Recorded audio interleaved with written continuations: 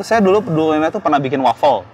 Bikin waffle gitu cuman 4 bulan, ya rontok udah.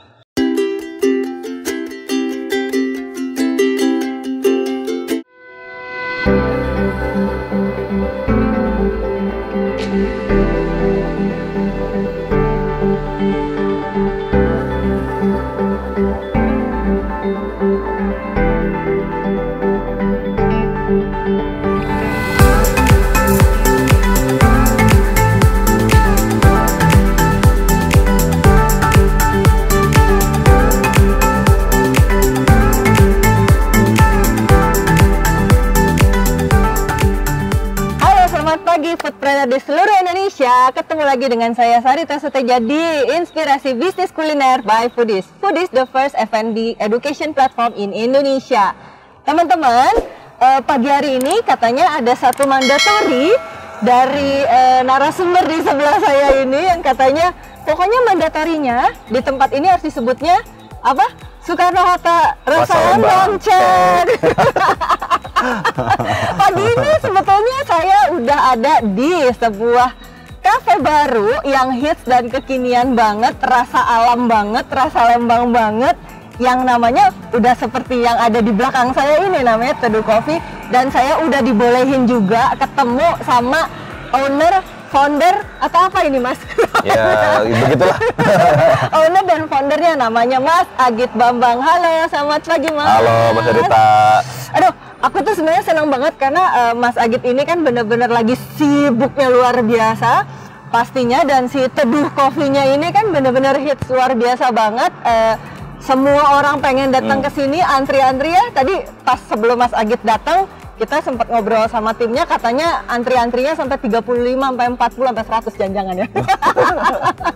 Gitu. Oke, paling pagi ini kita mau tanya-tanya lebih banyak lagi tentang Mas Agitnya juga sih sebetulnya ya, gitu. Karena Mas Agit ini kan bener-bener foodpreneur dari tahun berapa ya? Kayaknya Teduh Coffee ini bukan yang pertama lah ya? Ya, dari pertama kapan? kali jualan di event-event 2011. Nah, tuh, 2011. Wah, udah mau 10 tahun.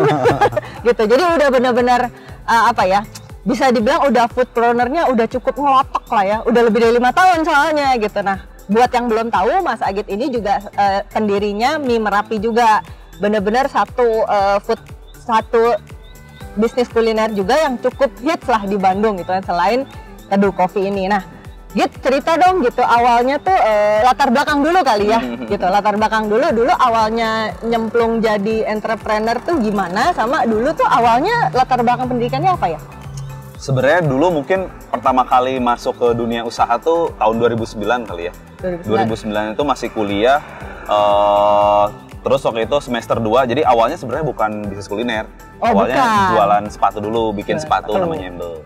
Nah, tapi 2011 itu mulai nyemplung ke bisnis kuliner karena memang interest banget ya. Jadi saya tuh suka banget kulineran, nggak bisa masak, tapi doyannya makannya gitu. Nah, dari situ akhirnya karena Bandung juga memang salah satu kota yang kaya banget dengan kulinernya. Jadi ya kenapa enggak manfaatin potensi yang ada di kota Bandung, yaitu si industri kulinernya. 2011 nyemplung lah, itu pun masih kuliah karena 2009 itu semester 3, 2011 itu kalau nggak salah saya itu ya masih kuliah gitu. Ya dari situ jalan-jalan sampai akhirnya bikin Mie Merapi, dan berjalan sampai sekarang Mie Merapi terus bikin lagi Teduh gitu. Tapi berarti nggak ada basic jadi tukang masak tuh nggak ada ya? Nggak ada basic chef, nggak ada basic belajar masak gitu. Jadi saya cuman basicnya adalah lapar terus gitu. Lapar. Doyan makan. Doyan makan itu modal utama berarti ya. Karena mungkin karena doyan makan, nyobain kemana-mana, terus jadi lebih bisa nangkep kali ya sebenarnya seleranya konsumen tuh kayak gimana. Nah, oke. Nah, tapi dulu lagi kita sedikit flashback, nggak apa-apa ya. Kita sedikit flashback bisnis kuliner pertamanya Agit lah, si Mie Merapi ini ya. Nah, dulu pertama kali bikin Mie Merapi itu kepikirannya apa sih? Kenapa Mie Merapi, kenapa mie, dan kenapa Merapi? Oke. Jadi kenapa mie? Sebenarnya dulu tuh saya suka banget mie. Jadi kalau misalkan datang ke daerah, misalnya ke Magetan, datang ke Purwokerto, pokoknya kalau lagi traveling, itu tuh pasti selalu yang saya cari itu adalah daerah sini tuh punya makanan mie nggak?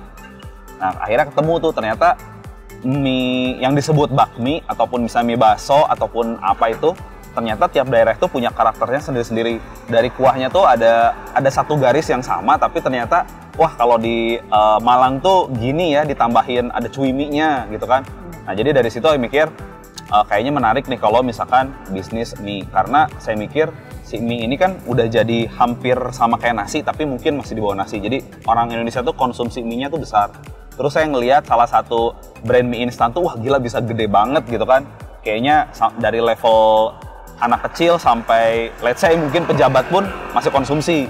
Jadi saya mikir wah kayaknya mie ini sangat menarik. Akhirnya coba-coba bikin mie Merapi. Awalnya tuh mikir kalau mie tapi apa ya?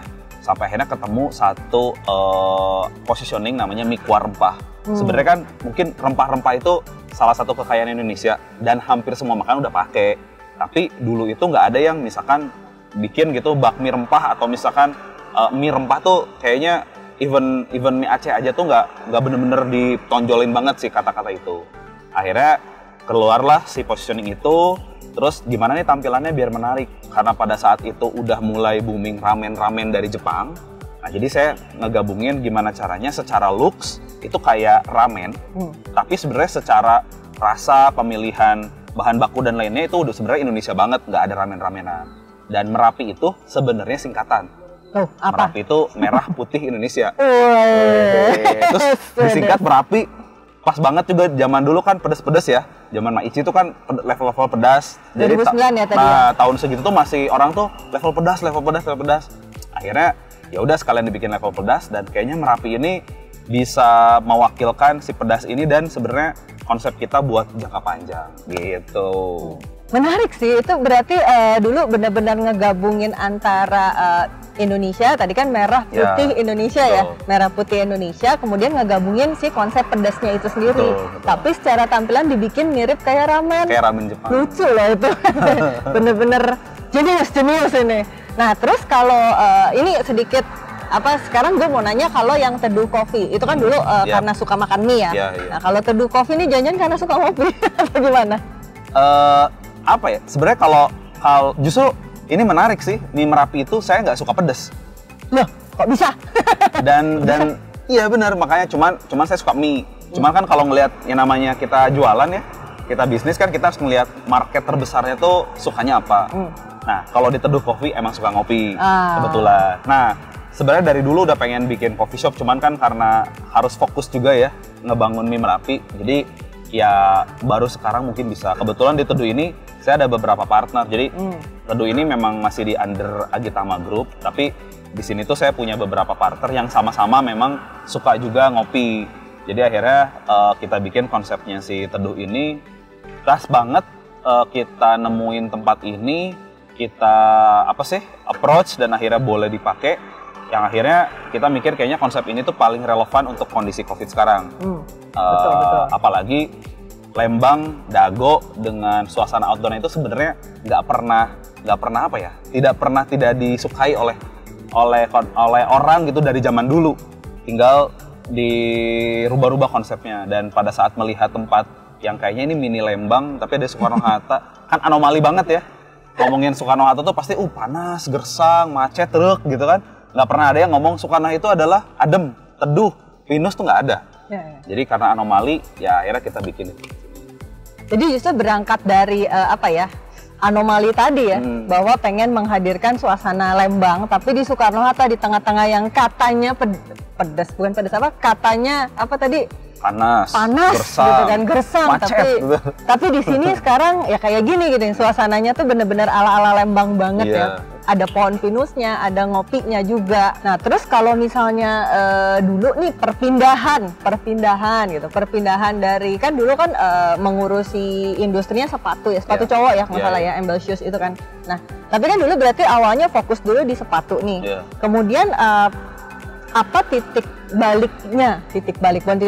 pindah pivot, nggak pivot juga ya sebenarnya, ambilnya sampai sekarang masih ada ya? Masih ada. Nah, tapi ada nggak sih satu titik di mana yang membuat Agit ini dari fashion, ngurusin fashion, terus tiba-tiba switch ke makanan? Nah, itu dulu perpindahannya apa dan susah nggak sih sebenarnya ngatur mindsetnya? Sebenarnya sih dulu itu kalau dibilang fokus atau nggak fokus, sebenarnya dulu berusaha untuk fokus di Embel. Tapi ada satu problem yang menurut saya tuh, saya baru ngerasainnya pada saat si Embel ini udah jalan. Terus kayak, anjir gila ya, ternyata main di industri sepatu itu tidak semudah yang dibayangkan. Sepatu itu complicated produknya. Kayak kita mau bikin sepatu bagus, tapi ternyata hubungannya, wah ini harus semuanya pabrik. Dan pabrik ini ada MOQ.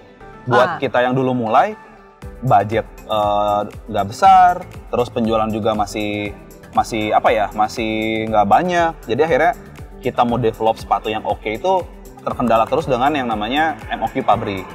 Udah gitu ternyata ngatur sepatu itu tidak semudah kalau kita jualan kaos, karena sizingnya itu lebih lebar.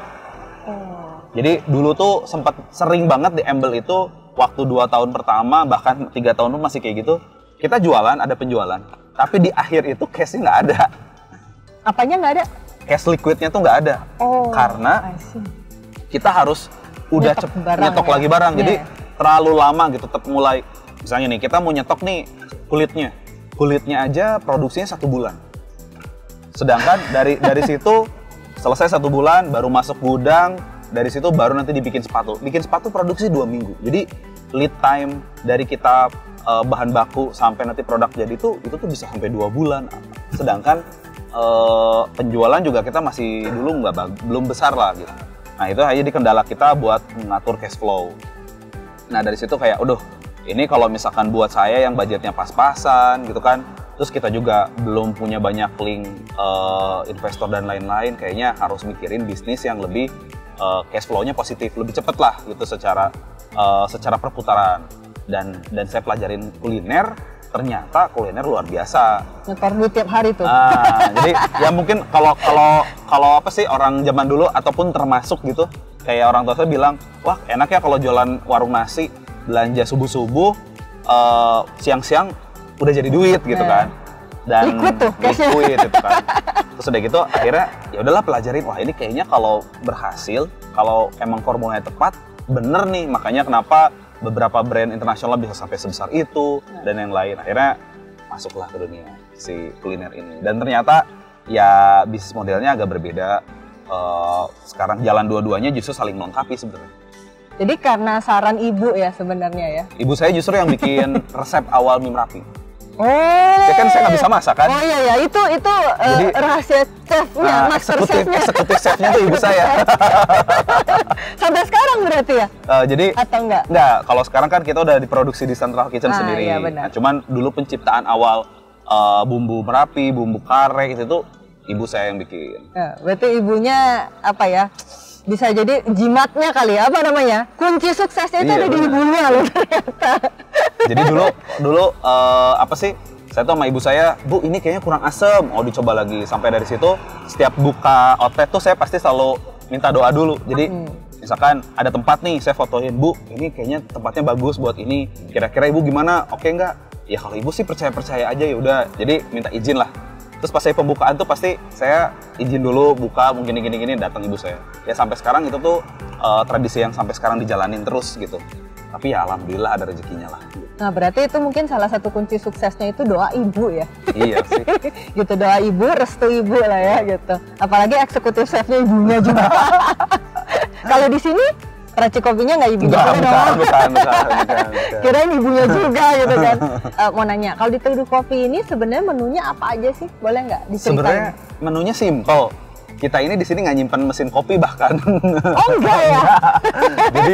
jadi apa ya? Saya tuh memang suka banget dengan bisnis restoran yang sifatnya tuh QSR, Quick Service Retail. Quick Service Retail. Dicatat QSR, Quick Service Retail. Jadi gimana caranya si bisnisnya bisa compact tapi bisa produce secara cepat, istilahnya efisien. Nah di coffee shop ini tuh sebenarnya saya ngegabungin gimana caranya bisa serving kopi yang oke, tapi dengan capex yang minim, tapi saya benar-benar bisa ngebangun vibes-nya. Jadi saya tuh belajar dari bisnis-bisnis kuliner di Jogja. Di Jogja tuh kan unik ya, kayak misalkan gudeg pawon. Ya. Maksudnya orang tuh bisa berbondong-bondong ke sana. Kalau kita ngomongin orang F&B, kita tuh kan ada standar higienis. Betul. Ininya harus stainless, ada food grade, bla bla bla bla. Tapi di situ tuh dipatahin. Iya benar. Jadi kan kayak anjir ini masuk ke dapurnya begini tradisional. Tapi orang happy aja dan saya pun ngerasa kayak ya ini tuh vibes-nya yang nggak mungkin didapetin di tempat lain. Terus udah gitu kalau kita ngomongin apa ya namanya gudeg Merapi baru buka jam 11 malam gila. Gitu kalau ngomongin padahal kan ada pepatah bukalah sepagi-paginya. Lu baru buka jam 11 malam. Tapi ngantri gitu kan. Sampai yang terakhir kopi klotok lah. Ya, benar. Ya kan? Nggak boleh nambah loh. Nah, saya jadi kopi klotok dimarahin. Mas, mau pisang gorengnya berapa? 15. 2 mas. Hah? Loh kok 2? Saya kan banyakan. Oh, banyakannya berapa? Segini. Yaudah 4. Hah? Kok? Habisin dulu mas. Kalau udah habisin baru pesan lagi. Gila. Maksudnya nggak pernah belajar saya yang kayak gitu-gitu. Iya. Nah, di situ saya mikir kan, wah ini kayaknya lucu juga kalau ngadaptasi konsep di Jogja. Jogja tuh bisa kuat dengan value itu gitu. Meskipun memang bukan multiple outlet ya, tapi bisa kuat dengan konsep itu. Nah akhirnya saya bikin di Teduh ini, ya udah gimana caranya orang mau ngopi tanpa iming-iming mesin kopi. Jadi ya udah saya bikin manual brew. Karena kan cocok juga nih dengan konsepsi hutan pinus apa. Jadi saya nguatinnya manual brew, sisanya yang bener-bener marketable banget, yaitu es kopi susu. Kalau es kopi susu kan udah nggak usah sebenarnya gitu ya. Bisa produksinya kan di Central Kitchen. Jadi saya naruh si mesin kopinya ya di Central Kitchen. Suatu saat kalau misalkan kita bikin lagi, ya kita nggak perlu ngebudget tiap outlet gitu si mesin kopinya. Udah bisa dibikin espresso konsentrat. Nah itu yang dilakukan sebenarnya di Teduh. Sisanya yang lain saya jualan ada dimsum, karena cemilan yang simple cuman steam fry. Dan cemilan pun cuma 3 biji. Itu pun semuanya udah di packing vakum dari Central Kitchen. Dari sini udah tinggal goreng, udah programasi. Jadi sebenarnya kita ngadirin makanan-makanan yang simple dan makanan-makanan yang lagi digandrungi sekarang, tapi dengan konsep si Teduh. Yang Jadi paling menarik sebenarnya nggak ada atap lagi di sini tuh. Iya benar. Ininya doang tempat bikin kopinya doang. Bikin kopinya doang. Ya. Jadi gitu. misbar, gerimis bubar. Tapi berarti apa tadi, kopi susu, terus? Kita jual manual brew. Manual brew itu ada brew. V60, Japanese, Vietnam drip, terus ada coffee beer, terus kayak gitu. Coffee beer apaan tuh? Maksudnya soft drink sih. Oh, soft Jadi drink. kita jual minuman botolan zaman dulu. Nah kebetulan pabriknya ada di Jombang. Nah terus kita kirim ke sini kayak coffee beer, salsa parilla, temulawak. Oh, yang soda-sodaannya. Cuma nama brandnya emang coffee beer gitu ya? Nah, terus sisanya kita jualan yang non coffee-nya tuh kayak ice coklat, hot coklat, Thai tea, green tea, terus kayak lotus cookies crumble, terus lemon teh sireh gitu. Jadi sebenarnya simple cemilannya ada dimsum, ada singkong goreng, cireng rujak, sama kentang dan sosis. Udah. Untuk saat ini sih baru itu. Mungkin nanti kita akan ngembangin ke menu-menu yang lain, karena rencananya kita mau bikin weekend market gitu, kayak Ubud, setiap 1 minggu. Nah, sekarang kalau kita, tadi kan udah ngomongin menu, udah ngomongin macam-macam, itu kan kalau boleh ditarik garis lurus gitu ya, garis besar. Kayaknya di sini lebih banyak jualannya konsep ya, lebih banyak menjual konsepnya, vibes-nya ya, karena tadi bisa bilang nyontek dari Jogja tadi. Nah, tapi ada nggak sih sebenarnya alasan yang lebih spesifik lagi, kenapa Agit milih lokasi Teduh Coffee ini kan kurang umum ya, kurang lazim gitu. Biasanya kan orang di sebuah bangunan kayak atau di tengah kota gitu. Nah, ini kan di Soekarno-Hatta. Terus nggak di jalan utama, terus bentuknya bukan outlet lagi, apa yang tadi gerimis bubar tadi nggak ada bangunannya. Nah itu ada pemikiran lebih strategi atau mungkin analisa yang lebih dalam nggak apa? Sebenarnya mungkin kalau di titik ini tuh kita udah ngomongin behavior konsumen sih. Kita pelajarin psikologis konsumen. Ya kita hidup di 2020 intinya itu. Jadi kalau ada yang nanya, kenapa sih gitu lu bikin ini di komplek? Terus bukan jalan utama, terus bla bla bla. Ya karena kita hidup di tahun 2020, that's it sebenarnya. Nah 2020 itu tahun yang bisa dibilang hampir semua behavior konsumen yang dulu mungkin udah jadi polanya 10 tahun, 20 tahun yang lalu tuh berubah menurut saya. Apalagi dengan sekarang COVID, contohnya COVID itu ngedisrupsi orang yang asalnya berbondong-bondong ke mall, sekarang sama sekali nggak ke mall. Nah jadi, tapi kan orangnya ada. Sebenarnya orangnya ada. Nah cuman kemana nih akhirnya mainnya? Dan salah satu yang mendisrupsi itu adalah tempat-tempat outdoor.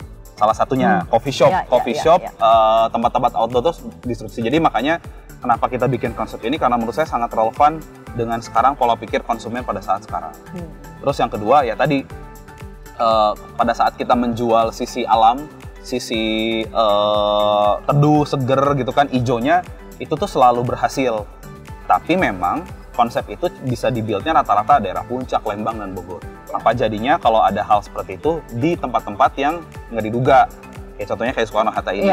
Menurut saya sih itu justru bakal jadi value yang sangat kuat karena orang daerah Bandung Timur nggak banyak pilihan, let's say, dan kalaupun mau ke Dago atau Lembang tuh effortnya lumayan untuk saat ini. Betul.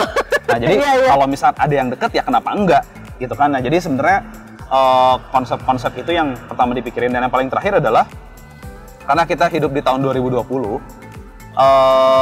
orang itu tahu tempat nggak perlu ada di jalan besar sebenarnya sekarang, karena ada sosial media yang benar-benar bisa mendirect orang untuk datang. Jadi ada keinginan konten, ya karena banyak banget nih konsumen yang kesini tuh kemarin demi konten. Demi konten itu bisa ngalahin segalanya. Kalaupun harus masuk ke gang, demi konten pasti dijabani. Nah itu 2020. Jadi ya karena berdasarkan dari pemikiran itu dan ngelihat di Jogja pun bisa berhasil. Nah yang menarik lagi sebenarnya ini, konsep Grimis Misbar. Misbar ini kan sebenarnya udah ada dari zaman dulu kalau kita nonton bioskop zaman dulu gitu kan. Dan itu tuh populer. Iya. Di masanya itu populer. Nah, sekarang saya lagi nyoba di sini tuh sengaja nggak pakai atap, jadi kita gerimis boba, tapi kita bangun story di sosial medianya tuh kayak gini. Namanya ngopi di hutan pinus, alam nggak bisa diduga. Nah. Jadi sebelum teman-teman ke Teduh, banyak berdoa biar nggak hujan ya. Itu banyak banget komennya.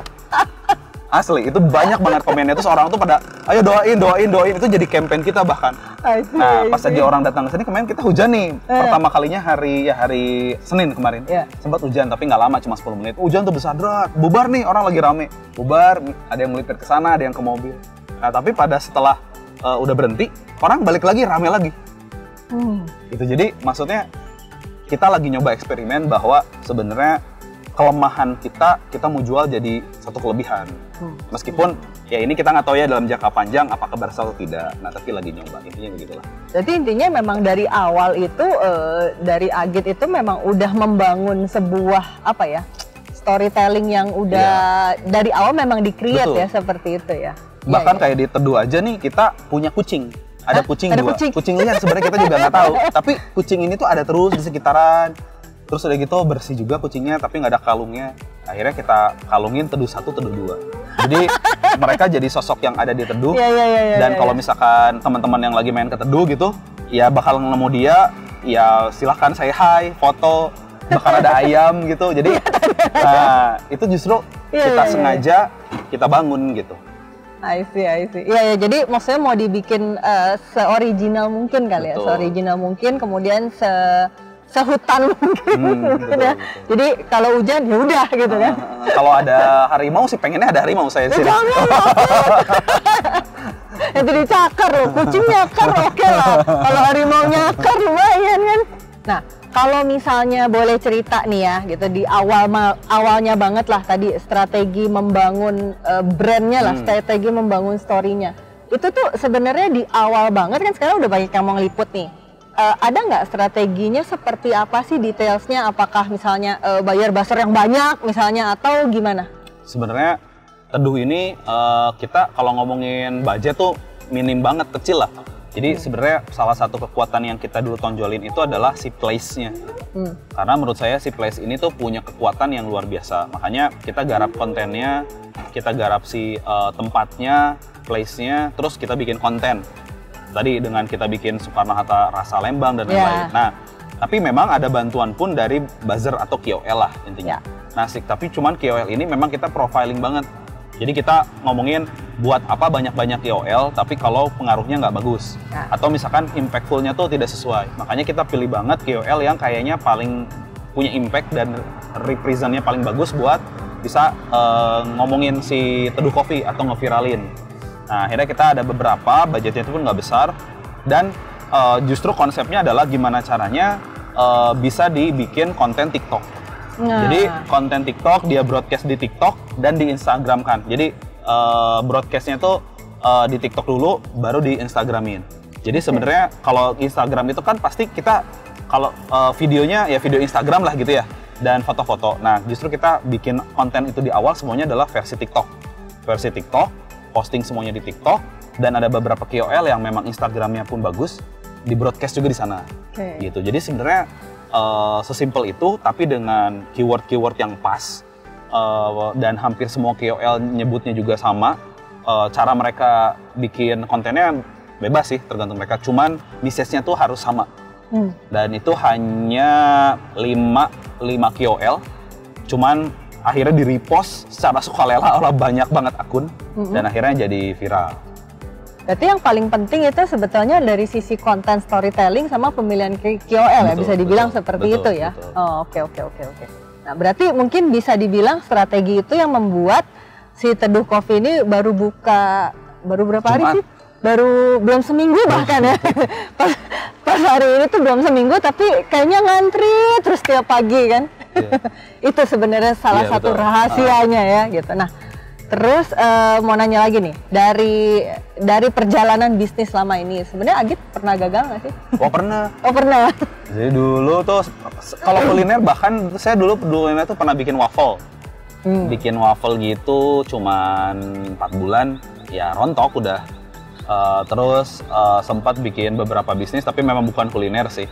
Itu jadi sebenarnya 2009 itu mulai, dan akhirnya alhamdulillah sampai sekarang tuh jalan. Tapi sebelum itu tuh sebenarnya pernah coba-coba macam-macam, dan ada yang nggak berhasilnya juga, sama aja gitu, bukan selalu semuanya berhasil. Nah dulu tuh mikirnya apa sih waktu waffle itu? Berarti brand juga ya, another brand ya, bukan masuk di Merapi kan ya. Nah itu dulu pas indikator rontoknya itu pas berapa lama, ataukah misalnya indikatornya nggak balik modal sampai berapa lama, atau gimana sih dulu? Dulu tuh 4 bulan saya tuh justru nyoba jualan itu di booth gitulah, stand booth gitu di Ciwok. Di Ciwok. Jadi indikatornya sebenarnya pertama, waktu kita dulu bikin itu memang kita nggak ngebangun plan jangka panjang. Yang paling penting sebenarnya mindsetnya nggak di-set untuk jadi sebuah brand atau bisnis yang sustain growth gitu. Tapi ya udah, cuman kayaknya lucu ya bikin si waffle terus jualan aja di Ciwok, kan rame. Tapi sewanya mahal, ya nggak apa-apa, coba dulu aja. Ya udah, sesimpel itu. Dan pas lagi di sana nggak nge-build tim, nggak ngebangun sistem, nggak dipelajarin lagi. Sampai akhirnya 4 bulan itu kayaknya kok ini nggak ada hasilnya. Terus kita masih jaga sendiri gitu, gantian gitu, karena waktu itu kalau saya itu bisa bertiga kan waktu awal bikin waffle itu. Kayaknya kita sulit banget nih, nggak bisa kemana-mana, dan akhirnya kayaknya nggak usah lanjut deh.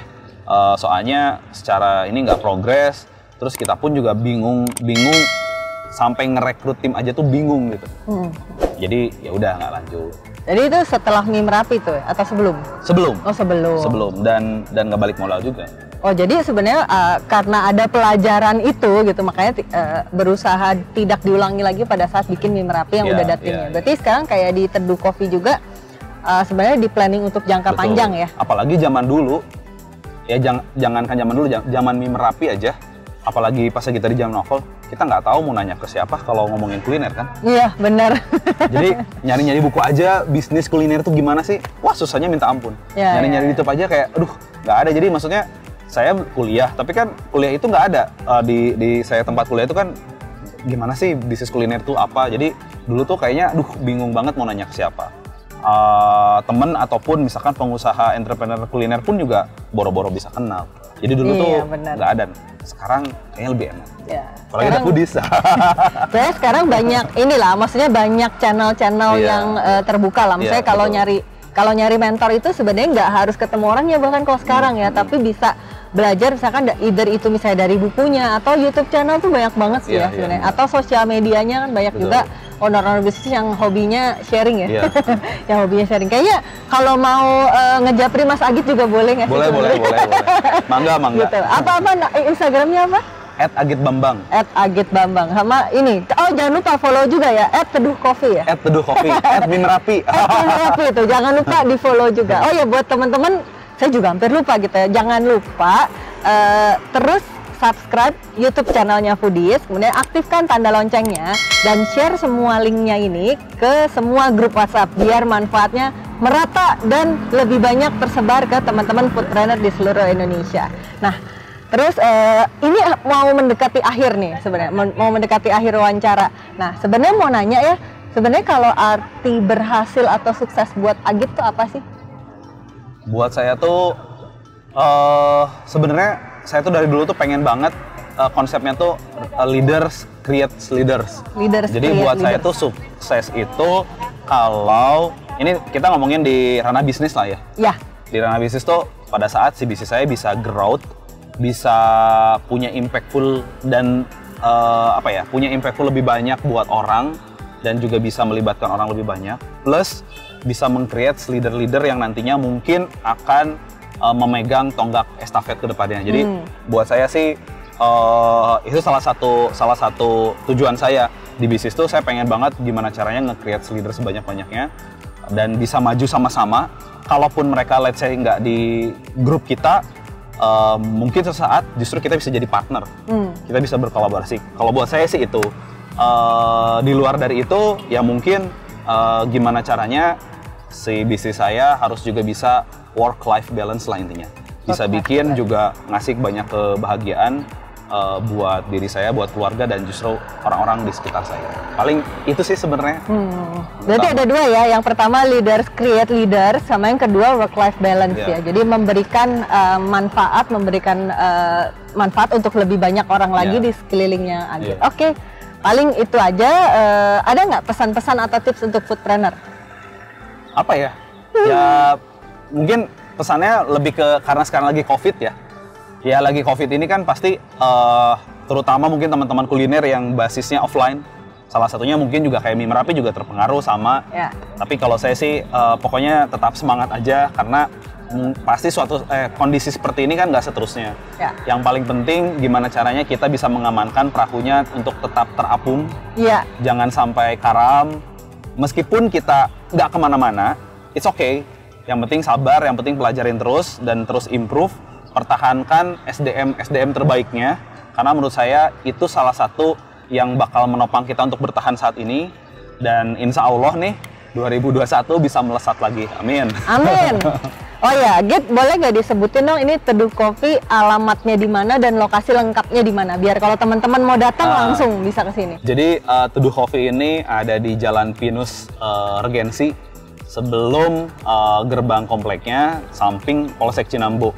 Jadi teman-teman bisa masuk nanti dari Jalan Soekarno-Hatta belok kiri. Nah, nanti nemuin tuh ada Petonatan Pinus dan itulah Teduh Coffee. Pokoknya gampangnya mungkin cari aja titik lokasinya Pinus Regency aja ya, gitu. Jadi begitu masuk pokoknya dari sebelah kanan. Betul. Itu gampangnya daripada nulisin alamat takut nggak nemu juga gitu ya. Betul. Oke, paling segitu dulu ngobrol-ngobrolnya. Thank you juga buat Agit atas waktunya hari ini. Boleh digangguin, Teduh Coffee-nya bentar lagi mau buka, jadi pasti abis ini rame banget ya. Gitu, thank you banget buat waktunya, dan thank you juga buat teman-teman foodpreneur yang udah nonton kita selama ini dan dukung terus kemajuan dunia foodpreneur di Indonesia. Dari foodpreneur untuk foodpreneur dan maju terus ke bisnis kuliner Indonesia.